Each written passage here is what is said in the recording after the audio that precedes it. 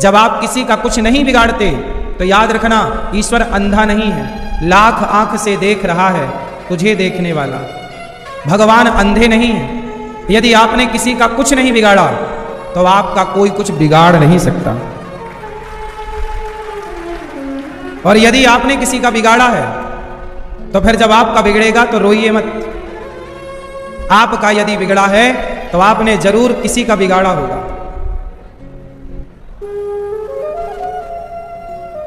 जानते हो, क्योंकि फ्री में ना सुख मिलता है ना फ्री में दुख मिलता है।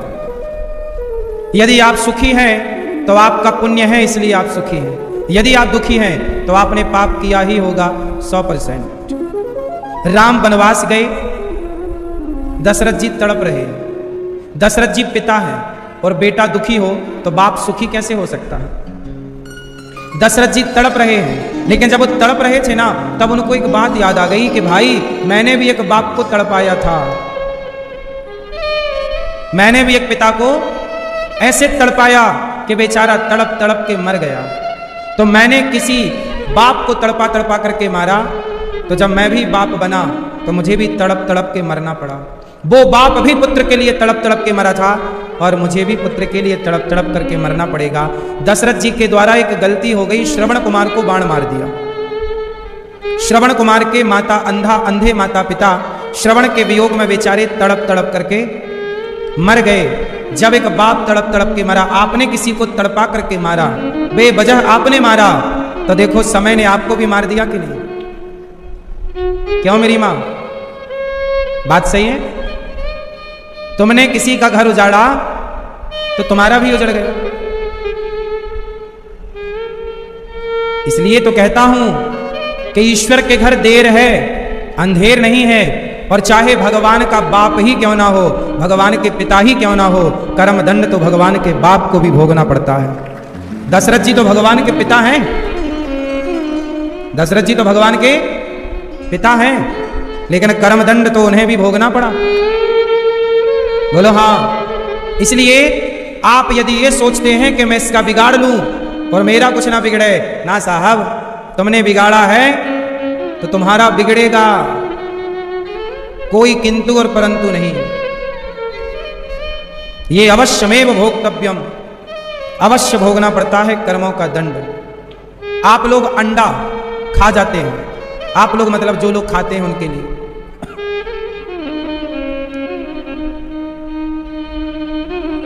जहां हम स्नान करते हैं ना, वहां वॉशरूम की हवा फेंकने के लिए एडजस्ट लगा हुआ है। वहां पर ना बहुत दिनों से एक चिड़िया ने अंडा दे रखा है। अंडा उसके फूटते हैं, बच्चा निकलता है, वो उड़ जाते हैं, फिर दूसरी चिड़िया आती है, वहां अंडा रख देती है।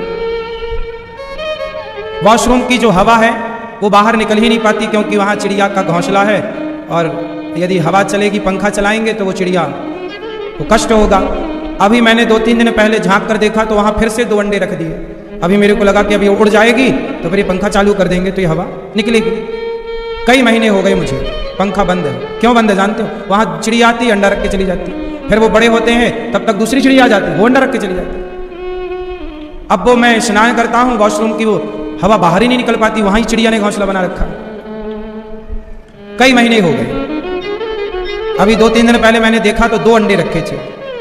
मुझे लगा नहीं, अभी ये अंडे और थोड़ा बड़े हो जाएं, इसके बच्चे उड़ जाएं, फिर सोचिए मैं चाहूं तो हटा दूं तुरंत उसके अंडे फंडे। नहीं, डर लगता है पाप करने से, कि मेरे वजह से देखो वो चिड़िया के 2 अंडे क्या है, रोज आती है और उसे सेकती है। ये चिड़िया के 2 बच्चे हैं, जैसे आपके बच्चे हैं, जैसे आप अपने बच्चों से बहुत लाड़ प्यार स्नेह करते हैं, ऐसे वो चिड़िया है। उसके 2 अंडे हैं, 2 बच्चे हैं उसके। कैसे मैं उन अंडों को वहां से हटा दूं? कैसे ये पाप कर लूं? यदि मैंने उस बच्चे को हटा दिया तो ये कर्म मेरा पीछा नहीं छोड़ेगा कभी। यदि मैं उसका घर उजाड़ दूंगा तो मेरा घर भी उजाड़ने के लिए प्रकृति तैयार हो जाएगी। इसलिए भले तुम्हें कोई ना देख रहा हो, पर परमेश्वर तो सदा देख रहे। तुम्हें जरा भी शर्म नहीं आती, अंडा खा लेते हो। मुर्गी मार करके खा जाते हो, मछली खा जाते हो, थोड़ा तो शर्म आनी चाहिए। किसी जीव की हत्या क्यों? हमें डर लगता है किसी की हत्या, जीव चींटी मारने से भी डर लगता है साहब। वो पक्षी वहां रहते हैं ना, उसकी दुर्गंध भी वहां आती है, लेकिन मैं सारी वो दुर्गंध उसकी बिना उसको हानि पहुंचाए मैं सहता हूं कि चलो मेरे कारण मुझे कष्ट हो रहा है, चल जाएगा, पर मेरे व्यवहार से इस चिड़िया को कष्ट नहीं होना चाहिए, जो यहां पर आके बैठी है इसे कष्ट नहीं होना चाहिए। यही इंसानियत है साहब। तुम्हारे द्वारा किसी का कुछ ना बिगड़ेगा ना, तुम्हारा कोई कुछ नहीं बिगाड़ सकता। और तुमने किसी का बिगाड़ा तो बस जिस दिन बिगाड़ा है उस दिन से तुम्हारी आखिरी उल्टी गिनती चालू, फिर तुम्हारा बिगड़ना स्टार्ट होगा। फिर मत रोना। अब दशरथ जी रो रहे हैं, हे राम राम। अब दशरथ जी को कौन समझाए कि ये जो आप रो रहे हैं ये आप ही अपने कर्मों के कारण रो रहे हैं। तब रुलाया था, अब रोना पड़ रहा है। क्यों मेरी मां? सही है।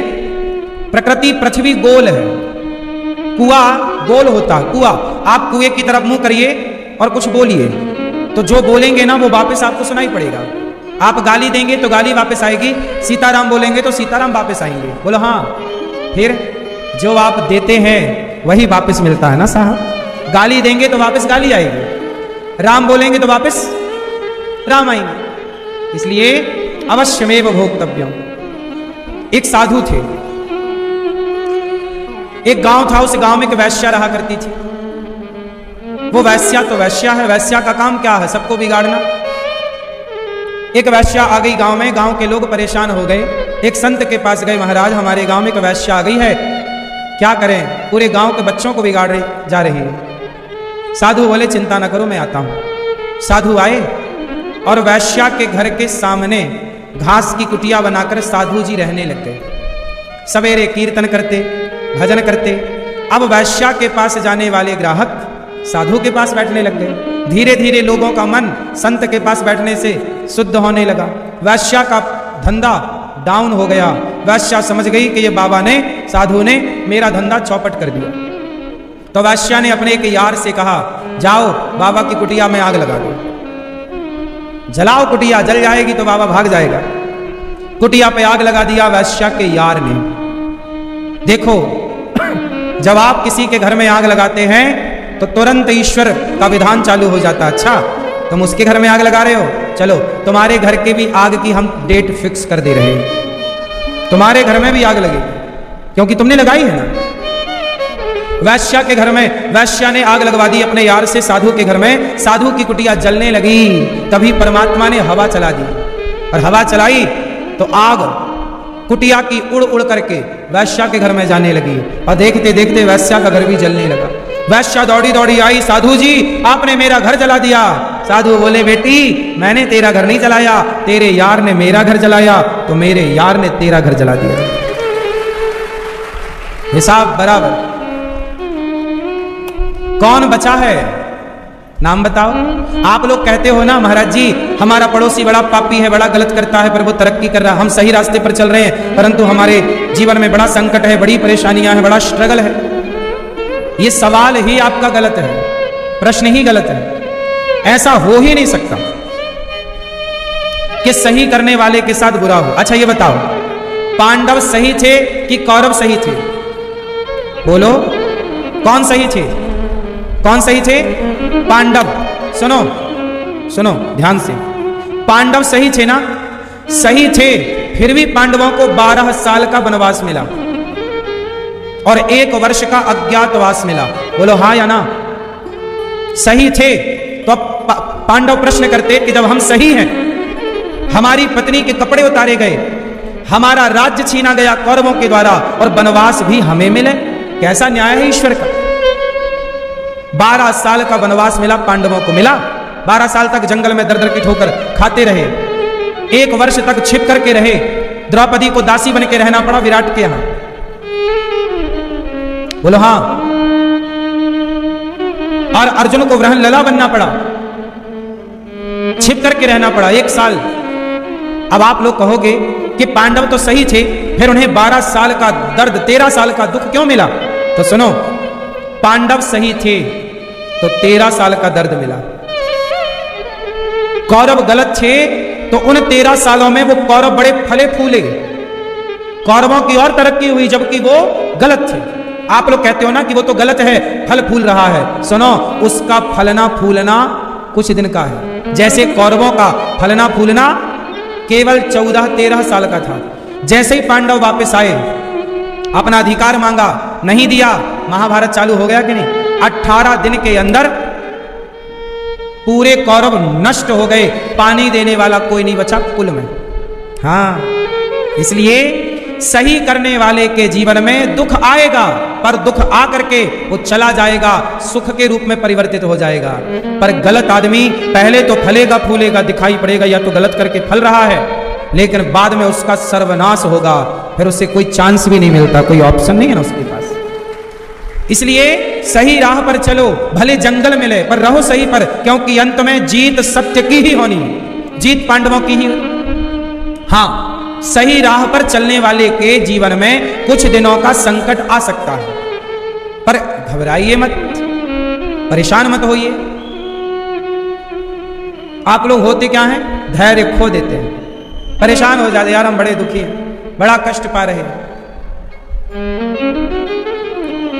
जीवन में सुख दुख आएगा, ये बात हम नहीं कह रहे, निषाद राज को लक्ष्मण जी समझा रहे।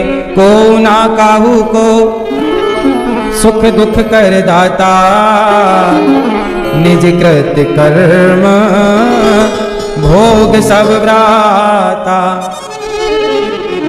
जोग वियोग भोग भल मंदा, हित अनहित मध्यम भ्रम फंदा।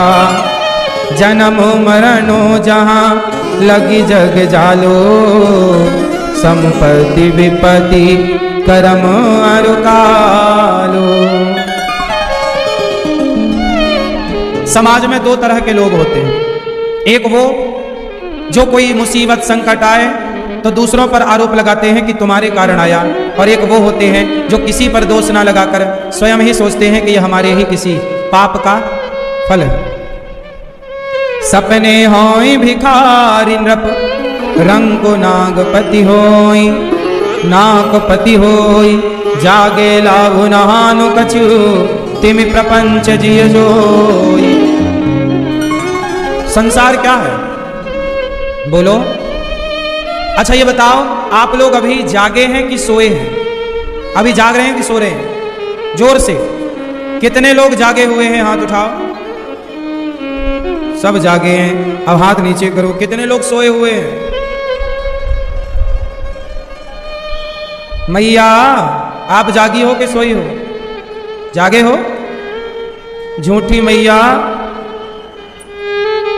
आप सब जागे नहीं हैं, सोए हैं। अब हम बता रहे हैं कि जागा कौन और सोया कौन। अब जागने वाले से लक्षण मिले तो अपने को जागा मान लेना, सोए वाले से लक्षण मिले तो अपने को सोया मान लेना। जानियत वही जीव, जानियत वही जीव जग जागा, जब सब विषय विलास विरागा।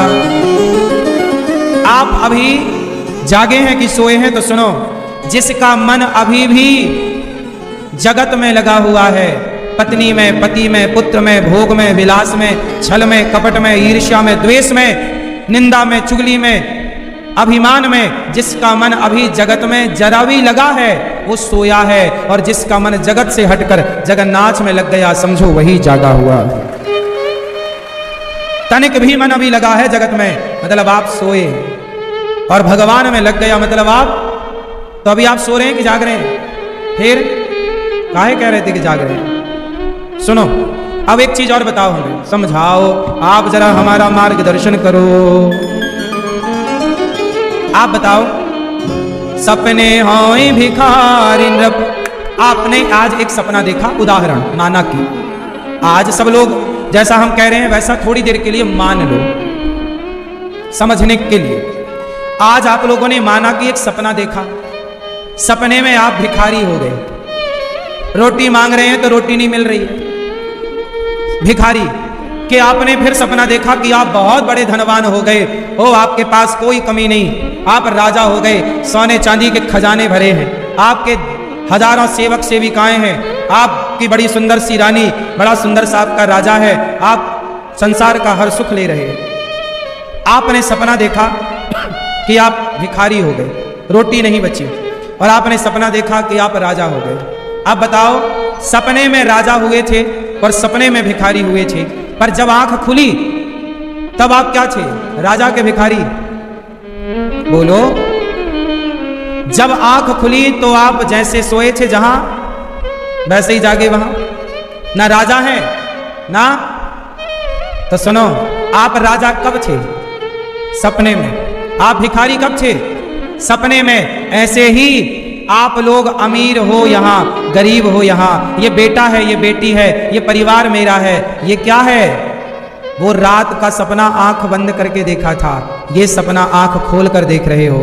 आंख खुलते ही रात वाला सपना टूट जाता है, और जिस दिन आपकी आंखें सदा के लिए बंद होंगी उस दिन ये जगत का दिन का सपना भी टूट जाएगा। सच्चाई तो ये है कि ये भी एक सपना है जो आप अभी आंख खोल कर देख रहे हैं। ये बेटा मेरा, ये परिवार मेरा, ये क्या है? आप अभी क्या हो? राजा हो कि भिखारी हो, अमीर हो कि गरीब हो, अभी आप जैसे हैं जो हैं वह भी एक सपना है। आप मानते हैं इस बात को कि नहीं? आप अभी भी सपने में हैं। मैया, आप सपने में हो अभी? हाँ या ना? बोलो हाँ कि ना कि गोल गोल। क्या बोलती तू मैया? आप अभी सपने में हो? सुनो, हम सब लोग सपने में ही हैं अभी। ये संसार भी एक सपना है। सत हरि भजन जगत सब सपना। संसार क्या है? जोर से, सपना। अच्छा ये बताओ भैया, आप कभी बच्चे थे? छोटे से कब थे? बोलो। हे मैया, आप कभी छोटी बच्ची थी? कब थी? अब आप बच्ची नहीं हो, तो जब बच्ची थी तो वो समय बीत गया। कैसे बीत गया? जैसे सपना बीत जाता है। सच बताओ, आपका लड़कपन अब सपने की तरह लगता है कि नहीं? उत्तर दो। हम भी कभी बच्चे थे, हम भी कभी छोटे से थे, हम भी कभी खिलौनों के साथ खेला करते थे, लेकिन अब जब सोचते हैं तो बीता हुआ कल सपना सा लगता है। बात सही है कि गलत है? कितने लोग मेरी बात से सहमत हैं? बीता हुआ वो पल क्या लगता है? बोलो। सपना है। लड़कपन बीत गया और अब आप जवानी में आए, तो जवानी में खड़े होकर जब आपने देखा तो आपका लड़कपन क्या लगा? सपना। अच्छा, जब जवानी बीतेगी और आप बुढ़ापे में प्रवेश करोगे तो बुढ़ापे के चौराहे से देखोगे तो जवानी क्या लगेगी? यार हम भी कभी जवान थे। और जब बुढ़ापे की चरम सीमा में जाओगे तो उस चरम सीमा के चौराहे से देखोगे तो बुढ़ापा भी एक सपना लगेगा। कुल मिलाकर के ये संसार एक सपना ही है। हम इसे अपना मान लेते हैं, ये गलतफहमी है।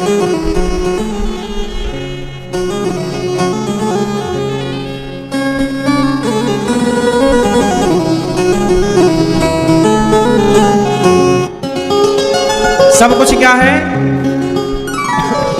कहने को सब अपने हैं। चढ़े। केवट कौन है? आज केवट कहता है कि राम जी मैं आपके पांव धोए बिना आपको पार मांगी नाव न केवट आना, कहीं तुम्हारे मरम में जाना। छुअत सिला भई नारी सुहाई, पाहन ते न काट कठिनाई। तरन्यू मुनि घरनी होई जाई, बाट परई मुरी ना बउड़ाई।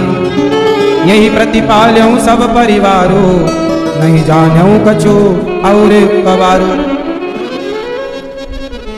केवट बोला प्रभु, राम जी बोले भैया केवट हमें पार लगा दो, नाव में बिठाओ और पार लगाओ। केवट बोला सरकार हम आपको पार नहीं लगा सकते, क्योंकि आपके पांव में जादू है। जादू? कौन सा जादू? केवट बोला कि अहिल्या को आपने स्पर्श किया था, पत्थर को आपने छुआ तो वो पत्थर अहल्या के रूप में, स्त्री के रूप में बदल गया। कहीं आपने हमारी नाव छू दी पांव से और हमारी नाव भी स्त्री बन गई, तो घरवाली बोलेगी मैं थी, ये दूसरी कहां से आ गई, बेवजह लड़ाई हो जाएगी। पर मैं 2 पत्नियों को पालने की ताकत नहीं रखता, मेरा बजट कम है। 2 पत्नियों को कैसे मैं खिलाऊं पिलाऊं पहनाऊं उड़ाऊं? क्यों मेरी मां? तो आप बताओ। राम जी बोले भैया हमें तो पार जाना है, केवट जल्दी पार लगाओ। केवट बोला राम जी आपके पांव में दिक्कत है, मतलब जादू है, तो ऐसा करो कि पहले आप मेरे से अपने पांव धुलवाओ, जब मैं आपके पांव धोऊंगा, आपके पांव की रज को हटाऊंगा, तब फिर मैं बिठा सकता हूं। राम जी बोले देखो पांव धुलाने का तो टाइम नहीं है, तुम जल्दी कोई और रास्ता निकालो। केवट बोला तो आपके पिता की कसम खाता हूं, मैं बिना पांव धोए पार नहीं लगाऊंगा। देखो केवट कसम भी खाया तो अपने बाप की नहीं, राम के पिता, आपके पिता की कसम खाता हूं, सौगंध दशरथ जी की। केवट काहे अपने बाप की कसम खा भैया, राम जी के पिता की काहे खा रहा है? केवट बोला नहीं। लक्ष्मण जी को बड़ा गुस्सा आया, पार लगाता है कि बाण निकालूं, एक मारूंगा मर जाएगा, बड़ी बकबक बातें कर रहा, चल। तब राम जी केवट की ओर देखकर राम जी कह रहे हैं केवट जल्दी पार लगाओ, ये हमारा भैया बड़ा गुस्सा वाला है लक्ष्मण। तो केवट बोला ये लक्ष्मण जी निकालो बाण, मार दो हमें, मार दो तो मर जाएंगे, पर पांव धोए बिना पार नहीं लगाएंगे। और सुनो आप यदि हमें मारोगे तो यमराज जी पूछेंगे कि तुम्हें किसने मारा, तो मैं कह दूंगा लक्ष्मण जी ने मारा। यमराज जी पूछेंगे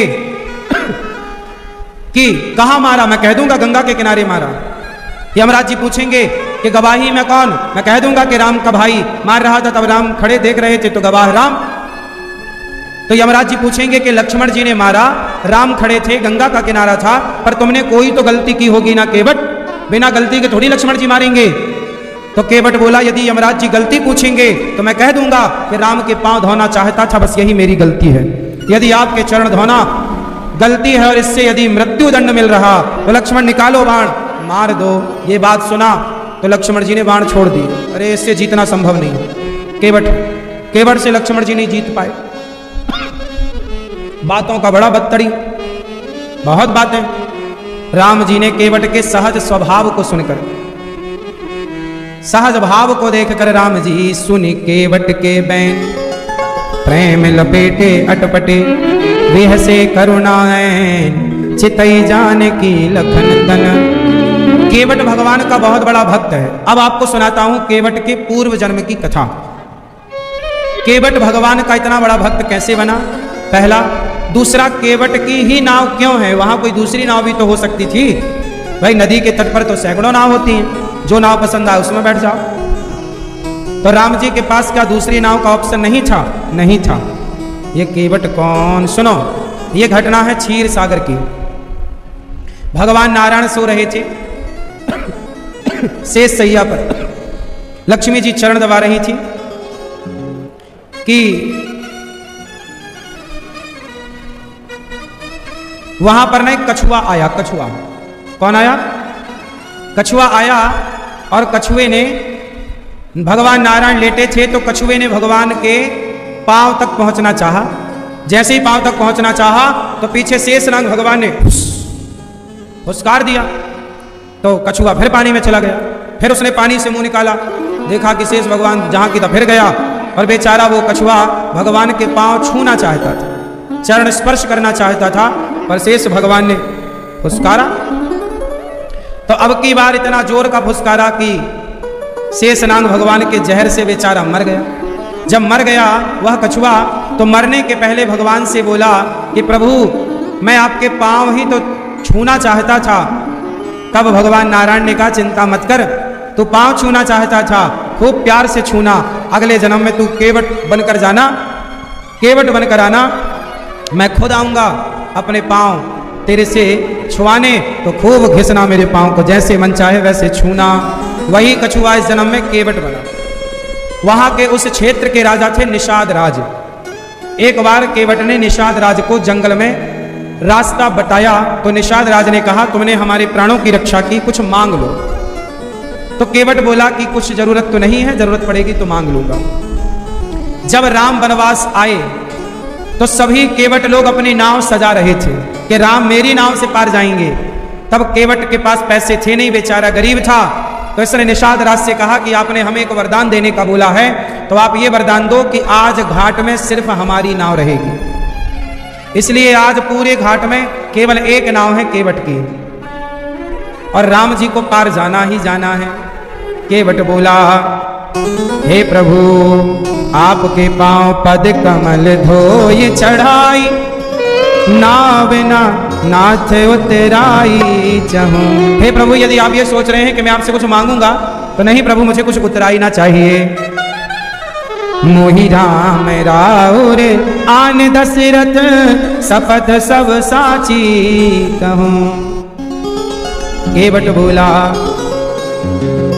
पद कमल धोय चढ़ाई, नाव न नाथ उतराई चहूं। मोहि राम राउर आन दशरथ शपथ सब साची कहूं। पर धीर मारहु लखन पे जब लगी न पाय पखारे हम, तब लगी न तुलसीदास नाथ कृपाल पार उतारे हम। आपके चरण धोए बिना पार नहीं लगा सकता। केवट बोला, राम जी बोले, अच्छा सुन। कृपा सिंधु बोले मुस्काई, सोई करो जेहि तब नाव न जाई। राम मुस्कुराए और बोले, हे केवट अब तुम्हारा जो मन हो वो करो, जाओ पांव धुलना है। तो केवट राम रजाय सुपावा, पानी कठवता भरी ले आवा। केवट दौड़ा दौड़ा गया और कठौता में पानी ले आया। केवट किस में पानी लाया? कठौता में लाया, कठौती में नहीं लाया।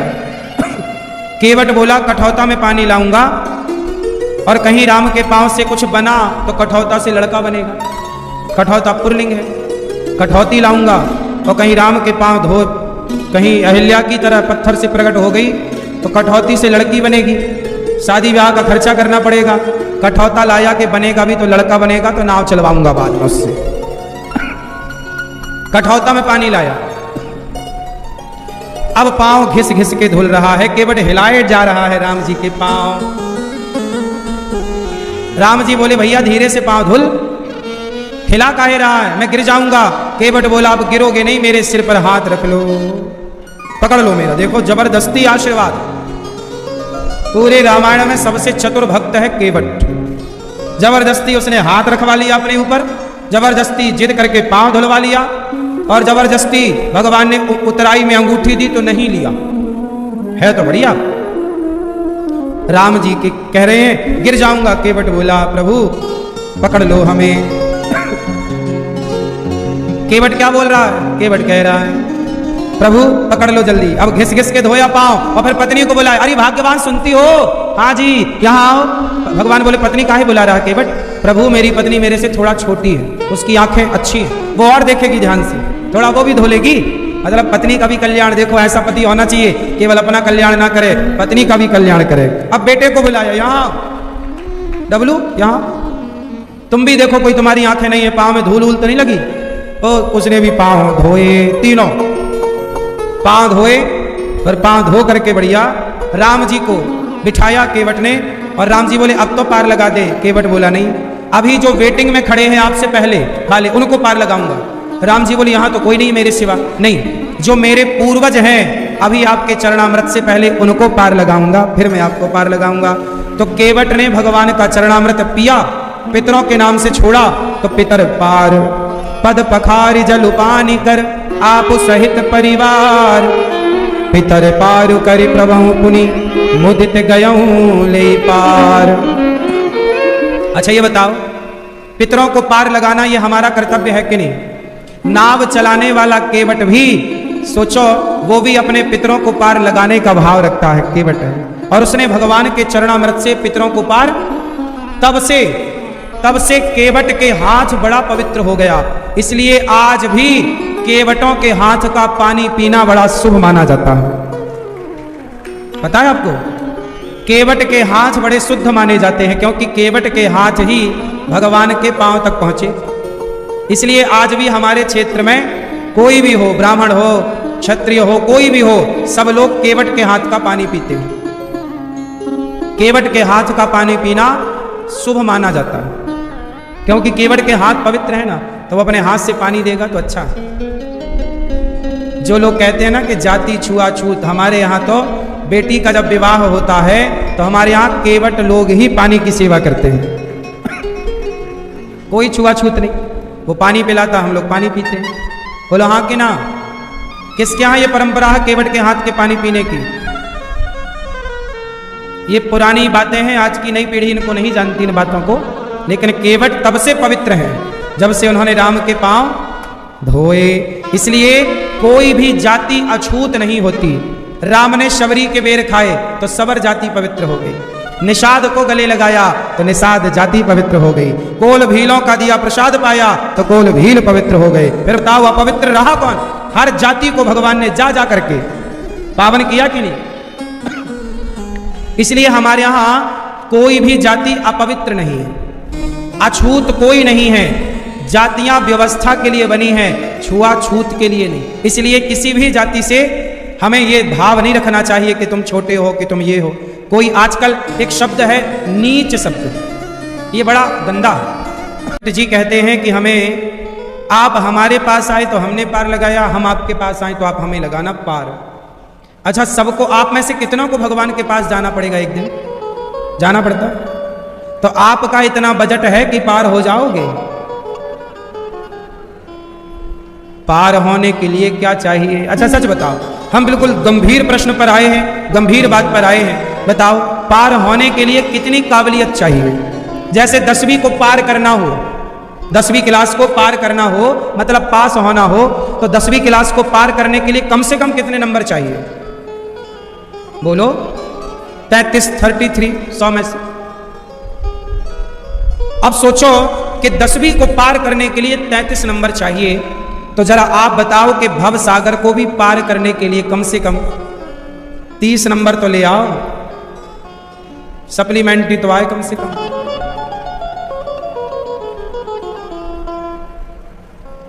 सप्लीमेंट्री मतलब एक मौका और, अगले बार फिर आप मनुष्य बन जाओ।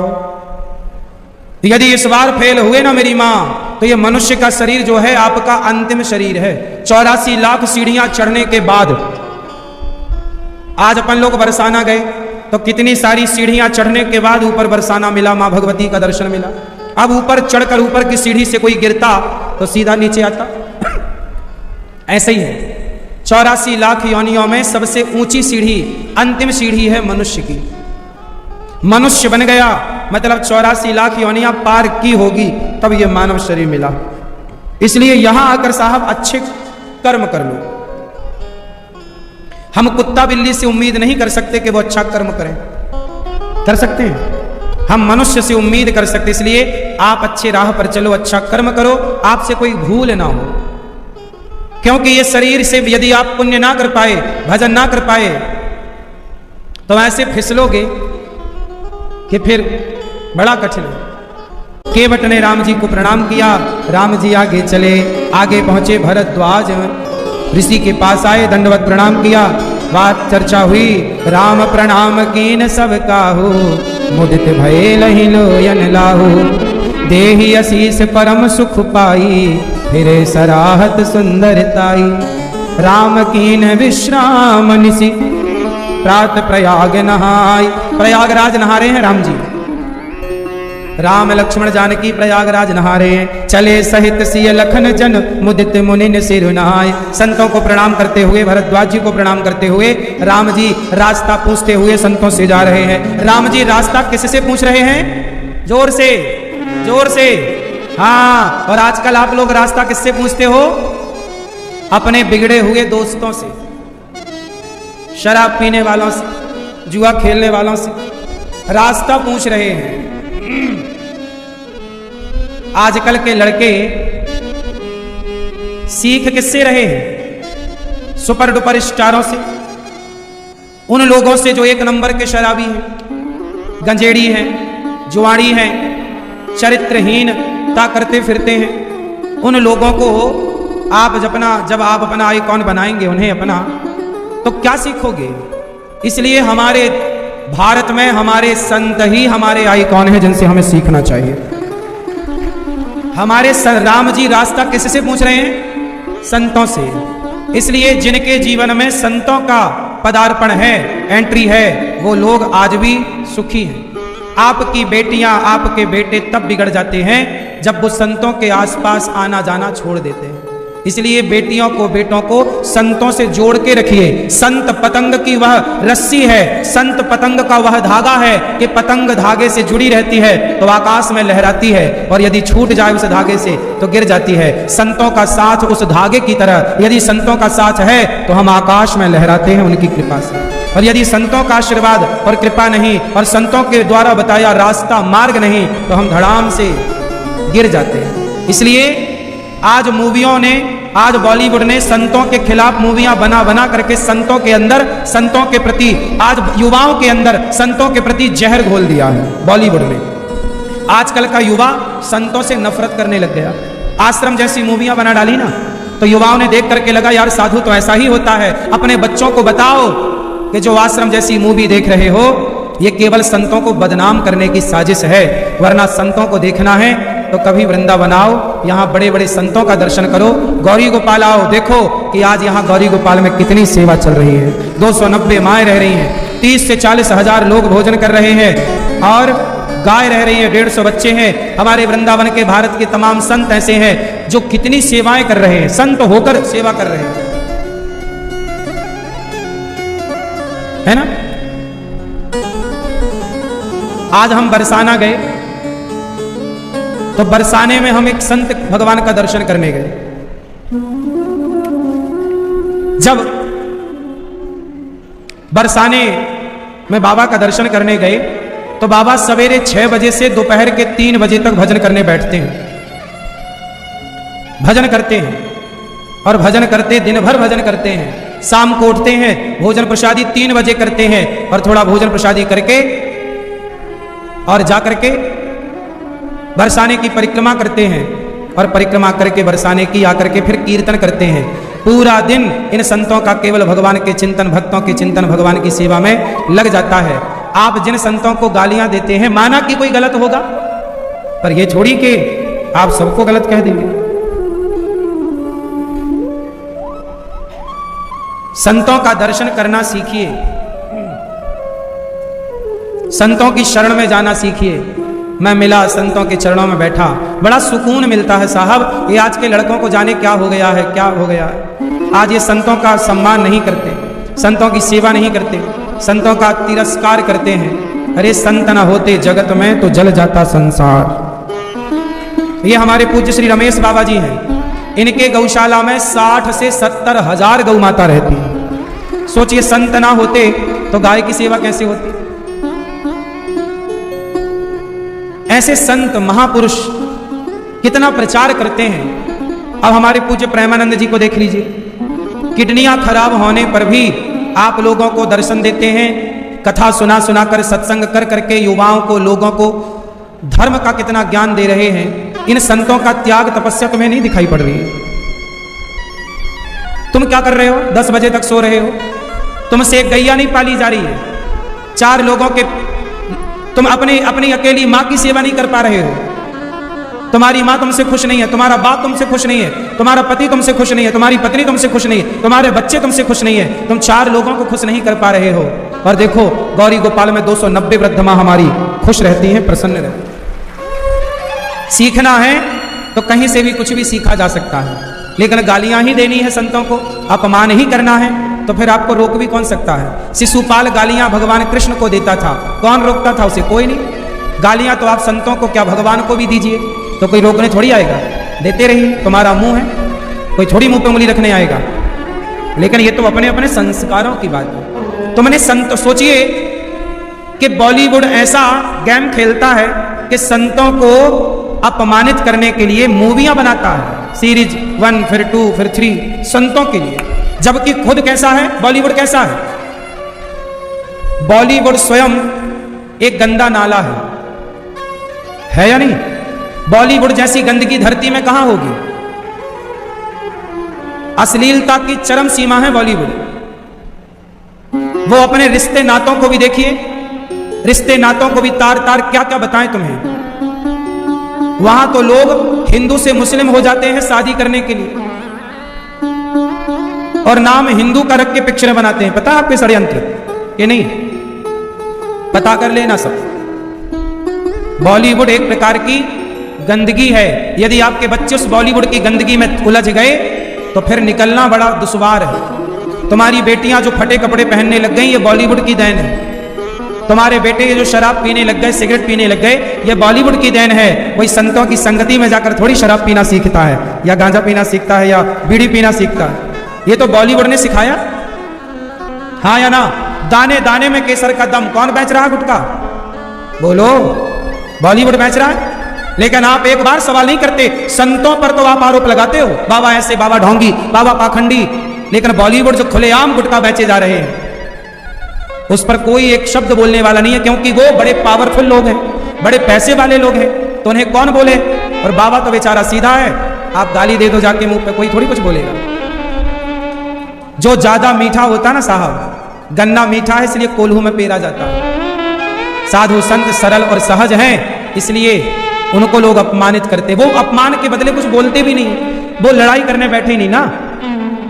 कहां कोई रिप्लाई करते हैं बताओ? संत लोग कहां रिप्लाई करते हैं? संतों का जीवन परोपकार के लिए, परहित के लिए।